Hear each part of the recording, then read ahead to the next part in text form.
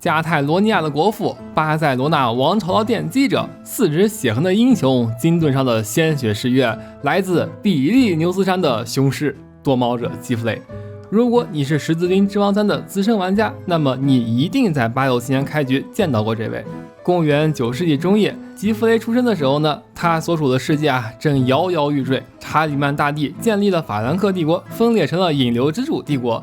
吉弗雷的日子呢也不算好过，父亲的英年早逝让他错失了继续被指派为伯爵的机会。西法兰克国王查理2世指派了一个叫做萨洛门的外人，夺走了本来属于他的位置。在吉弗雷长大之后呢，通过自己的努力和对国王的忠诚于870年由国王重新任命为了乌赫尔和塞尔达涅的伯爵，作为忠诚的奖赏。7年后，国王查理2世呢去世了。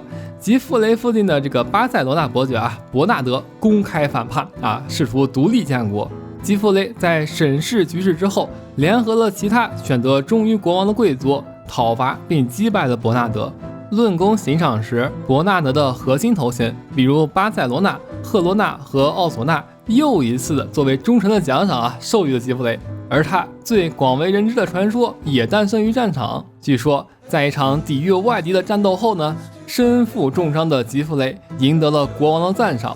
国王来到他的面前将手指浸入了他伤口中流出的鲜血，接着抬手在他空白的金色盾牌上划下了4道血印。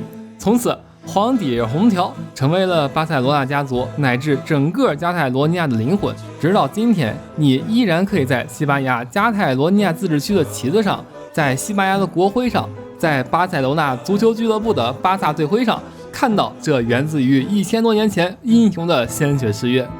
然而即使强如吉弗雷也难避免 CK3 玩家最头皮发麻的难题均分继承法。吉弗雷用自己的死为子孙后代换来了世袭的权利，不再听从西法兰克王国的指派。但是可惜这个英雄变成了恶龙，那也是恶龙。吉弗雷的庞大遗产在他死后呢，分割给了他的孩子们，兄弟阋墙，领地分家。就这样过去了100多年，吉弗雷的庞大领地历经了数代人的分割与斗争之后呢，时间来到了11世纪中叶。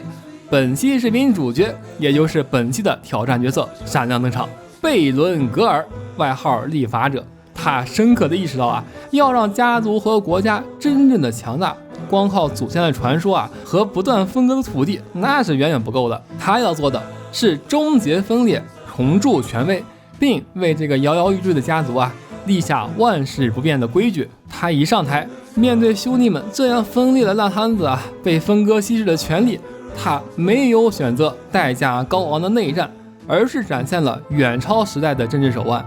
他通过谈判和大量的金钱一步一步的从亲戚的手中买回了祖先的遗产。对，你没听错是买。他用黄金代替的刀剑，兵不血刃的完成了家族权力的再统一。领地一统，羽翼丰满，贝伦格尔的目光呢又投向了南方。他开创了一种更高效的战争模式，与其占领土地，那不如让富庶的敌人们给你打工。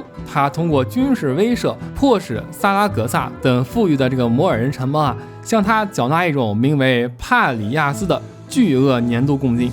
黄金像潮水般涌入了巴塞罗那的国库为他后续的雄心壮志提供了无限的动力。接着贝伦格尔动用重金购买了比利牛斯山以北的卡尔卡松和拉德斯等土地。这一步棋直接将巴塞罗那这个影响力从一个伊比利亚半岛的边陲势力扩展进入了欧洲的核心地带。这里呢还有个好玩的趣事贝伦格尔个人生活的传奇色彩也不比开疆扩土要这个逊色。他与利摩日女伯爵阿尔莫迪斯一见钟情，二人双双抛弃了各自原来的配偶私奔了。教皇亲自下令给他俩开除了教籍，下达了绝罚。但这对于真正的玩家来说，那算什么这不过是个低 buff 而已，对吧？只要实力够强，那就完全不是问题。而贝伦格尔显然就是这样一位顶级玩家，通过不断的派出使者与教皇斡旋，教皇最终还是选择向这样一个穆斯林抵抗前线不可或缺的势力低头了他们的婚姻被承认为合法，孩子也被承认为了合法继承人。缺乏被撤销。就这样啊，这个贝伦格尔统一了领地，充实了国库，拓展了疆土，一个强大的国家已然成型，但是也变得空前复杂。现在他需要为这台高速运转的国家机械创作一本使用说明书，来确保它能永远稳定的运行传承下去。而这本说明书啊，就是使得他名留青史的巴塞罗那法典。他将古老的罗马法、希哥特法和本地习惯法融为一炉，首次使用书面形式啊，清晰地界定了君主、贵族与平民的权利和义务，将权力与秩序牢牢地掌控在了统治者手中。至此，他仿佛已经成为了自己命运的主人，走上了人生巅峰。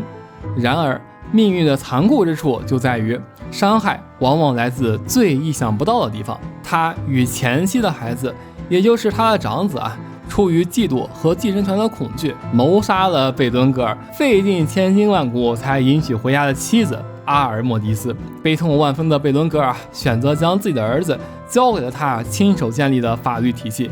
审判结果是流放以及剥夺一切继承权。至于他这个犯下滔天罪行的儿子啊，最终在前往罗马寻求教皇宽恕的朝圣路上去世了，再也没能踏上故土。贝伦格尔的最后5年时间也没有再继续征伐了，一直沉溺在妻儿的死亡悲痛之中。他在遗嘱中写道啊，在他死后，他和挚爱阿尔莫迪斯所生的双胞胎儿子不许内斗，伯爵领地不许分割，由兄弟2人共同执政，权力完全对等，共享一座宫殿，共用一个国库，轮流执政，每个人统治6个月。那至于结果啊，兄弟中的这个哥哥啊，狩猎的时候意外坠崖身亡啊，有人信吗？当然没人信了。所有人都认为啊，是这个弟弟拉蒙暗杀了自己的兄长。于是加泰罗尼亚的贵族们啊，对他发起了公开的指控，逼迫拉蒙接受司法决斗。他必须派出一位骑士与仲裁者派出的骑士决斗。如果拉蒙赢了，那就是上帝眷顾啊，上帝证明他的清白。贵族们请来了伊比利亚半岛最具威望的仲裁者卡斯蒂利亚国王阿方索6世。阿方索派出的决斗骑士啊，那更有名了，西班牙民族英雄西德啊。拉蒙的骑士不出意外啊，就被击败了，王国给了哥哥的遗子，而他自己则是踏上了十字军征程，从此之后再了无音讯。我们今天就来扮演这位郁郁而终的贝伦格尔，完成他的遗志，补全律法，采取行政制，实现长嗣继承法，不再分割内斗。另外就是完成这个本期挑战的目标成就，哪个伊比利亚作为西班牙伊比利亚角色占领高加索伊比利亚地区。现在呢是1066年，贝伦格尔43岁啊，正处于这个人生巅峰期。前妻生的长子啊，与现任妻子还相安无事。现在呢，正是手握所有资源，威望达到顶点，准备开始为国家立下万世之规的黄金时刻。进入游戏，首先立下宗族传承的根本，门阀传承，使我们的家族凝聚在一起。打开生活方式看到啊，这个贝伦格尔默认只走完了一条顾家之人。哎呀，你这么在意儿女情长，那怎么能成大事？切到财务重心，真实的历史上呢，也应该是财务重心才对。再来看家人，在之后啊，动心谋杀自己妻子的大儿子还是未婚啊。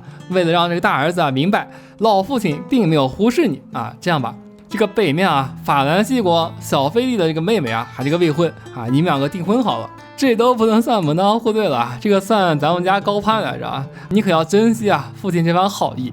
这样不仅大儿子安排妥当了，北方强大的法兰西王国也成了盟友，可以看向南边了。南边呢，无论是当地的居民还是统治者，全部都是伊斯兰教穆马拉德派的信徒，甚至与我们接壤的这个拉里哥，那就是信仰穆马拉德派的穆斯林。只要这些异教徒还在与我们相接壤的土地上一天，那这日子就不能算太平。虽说乖乖朝贡交税，但只要他们势力壮大了起来，那么一定会立刻反噬我们，接着跨过比利牛斯山脉，入侵基督教的腹地。安排一次朝圣吧，我们前往这个圣地亚哥朝圣，刚好可以途经梅纳西家族3兄弟的土地。西北的卡里西亚、莱昂和卡斯利亚王国全都是属于这个家族。相信用不了多久，他们就会再度统一。从圣地亚哥回来之后呢，紧接着再次动身前往罗马朝圣，会见罗马教皇。我们的圣战需要这个教会的认可，不然在其他人眼中我们和这个战争贩子有什么区别呢？对吧？这2趟旅程既是精神上的武装，也是政治上的布局。现在没有人会质疑我发动战争的动机了，更没有任何人可以阻拦扩张的脚步。第一站就拿这个唯一的穆斯林的邻居拉里格开刀了。虽说呢，他正在向阿拉贡国王交贡纳税，但是我相信阿拉贡国王呢不敢在圣战中保护他的异教徒朝贡者。事实上也确实如此啊。从这个1068年6月12日开战，直到10个月之后破城宣布胜利阿拉贡都没参与战争。破城之后，我们的军队还活捉了拉里格领主的兄弟这种邪恶的异教徒当然是砍头做成高脚杯击碎拔出做人酱了。处决之后呢，这个触怒到了拉里格领主的另一个兄弟也就是隔壁泰莱古斯泰的大公爵，他带着2000人马前来复仇了。那直接一手强制执行要求，结束战争大公爵只能这个转头回领地解散军队了。没错我们 C3 就是这么的文明讲秩序再来安排一下孩子的婚事贝伦格尔与现任妻子生的这个双胞胎儿子成年了。看了一圈，这个哥哥就指派与隔壁的阿拉贡女亲王结婚了年龄相仿当场就结婚了。至于弟弟就没有什么适龄的对象了，但是有一个很光宗耀祖的对象来自加洛林家族的小姑娘刚出生，与这个双胞胎弟弟差了16岁我觉得是可以接受的差16岁不算多。家事处理好之后继续扩张。之前气哼哼的泰莱古斯泰大公爵，你不是想复仇吧给你个机会宣战。战争进行到一半，阿拉贡国王写了一封信骂街。仔细一想我打的这2场仗，这2位穆斯林的领主是阿拉贡国王有且仅有的2位朝贡者那你随便骂吧我受就行了。破城之后抓到了3位显贵，分别是这位大公爵的妻子、外孙和骑士那太好了做成高脚杯拔了几岁吧。2次交战又抓到了公爵的2儿子，太好了，继续如法炮制。处理好之后呢，这个强制执行要求生产结束了。想来这一场仗杀了公爵这么多的近人，还挺过意不去的。给你留个念想吧这个呢是你老婆的脊髓拔出来做成的剑你拿着捅自己玩吧，就当是你老婆没死。战后呢，依然是这个孩子成年了，小女儿16岁了。北面威廉的儿子罗贝尔现在呢刚克死自己的亲爹当上了国王，还没来得及寻找配偶。那我觉得我女儿就很合适你俩结婚吧，门当户对来着。等罗贝尔这边与维京人的战争告一段落，就可以邀请我的贤婿来帮我继续对抗穆斯林，扩大势力了。刚好这个经过了2次征服，我们也需要恢复一下实力。老婆被暗杀了，睡梦中死亡。哎呀，估计是穆斯林寻仇想要暗杀我这个妻子挡了一刀。哎呦，没想到你这个最终还是落得了一个被暗杀的下场。不过总比被我前妻的孩子暗杀要好对吧？你这被穆斯林暗杀了，多少也算殉道了一定能上到天堂。化悲愤为动力，继续收复，向图莱宣战。这场要是赢了，不仅可以使得领土翻倍，还可以占据伊比利亚半岛最富庶地区之一。再深入一点说呢，这场要是打赢了，我们就算是对抗异教徒唯一的前线势力了，挡在了梅纳西家族前边。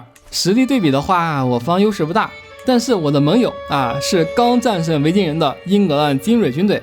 图莱的盟友是宗主这个卡兹利亚王国，他们绝不敢在圣战中站在穆斯林一方的。事实上战争进行的也确实如此。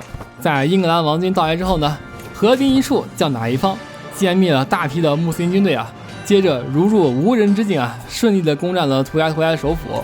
战争分数100了，该整点手工艺作品了。破城之后抓到了这个图莱领主的妻子和2个孩子，又夺了3个高脚杯和3把脊髓剑太棒了。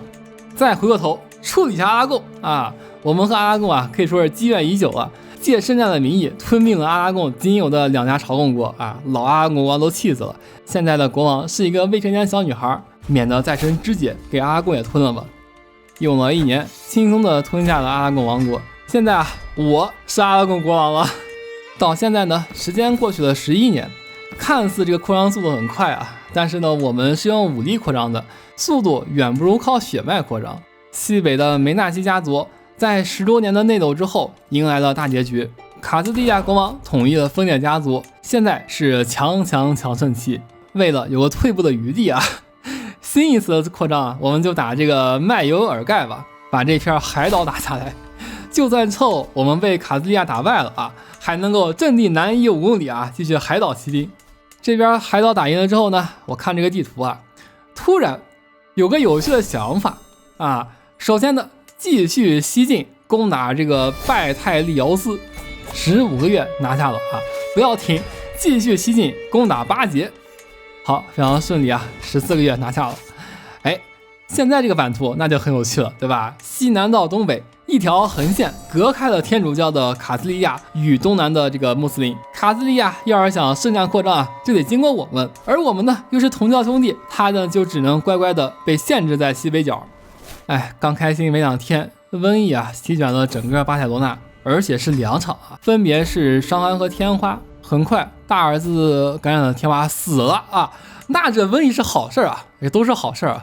过了一段时间，小儿子也感染天花死了，哎，双喜临门。瘟疫退去之后啊，继承比赛呢，现在还有2位选手，第一位是和前妻生的大儿子，第二位是与现任妻子生的双胞胎中的这个弟弟。鉴于这个大儿子呢已经39岁了，这个年龄有点不太理想，剥夺继承权好了。现在所有土地都会继承给1个孩子了。再来审视一下目前局势吧。首先呢是卡兹利亚，在前段时间呢被法兰西王国痛打了一顿啊，现在呢是法兰西的朝贡国了。接着卡兹利亚又打了南边的穆斯林一顿，那打不过法兰西，我打不过你吗？南边的穆斯林势力啊，现在呢又开始向卡兹利亚朝贡了。我们的扩张方向现在就剩下了东南这些穆斯林了，可是他们呢也学精了啊，相互结盟，牢不可破。简单来说就是谁也打不过，谁也不乐意打我，半岛陷入了冷战僵局。下一期我们将试着打破这一僵局，冲破限制，进一步的统一半岛，接着实现成就目标啊，攻打这个高加索伊比利亚地区。好了，这期视频就到这里结束了，喜欢的话请参加关注，这里是徐梦，我们下期见。